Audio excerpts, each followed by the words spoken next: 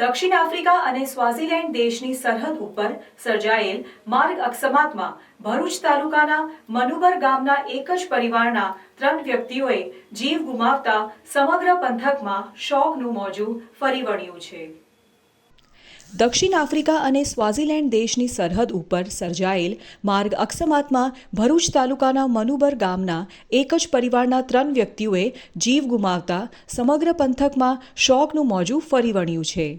આફ્રિકાના સ્વાઝીલેન્ડ દેશમાં રહેતા અને પોતાના કોઈ સ્વજનને જોહાનિસબર્ગ એરપોર્ટ પર ડ્રોપ કરીને પરત ઘરે ફરી રહેલ મૂળ ભરૂચ તાલુકાના મનુબર ગામના અને વર્ષોથી ધંધા રોજગારી અર્થે દક્ષિણ આફ્રિકા સ્થાયી થયેલા 52 વર્ષીય ઉલ્યાસભાઈ પટેલ, તેમનો પુત્ર 16 વર્ષીય મોહમ્મદ માજ પટેલ અને 13 વર્ષની પુત્રી મુસ્કાન પટેલ તેઓની કારમાં જઈ રહ્યા હતા ત્યારે એક બસ સાથે ધડાકાભેર અકસ્માત સર્જાયો હતો।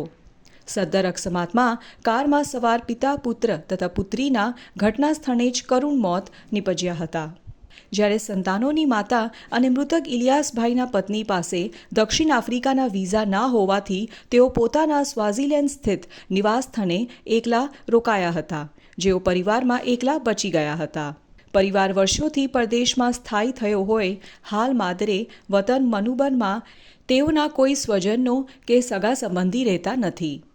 જો કે બનાવ અંગેની જાણ થતાં સમગ્ર મનુબર ગામમાં ગામગીની સાથે શોકનું મોજું ફરી વળ્યું હતું।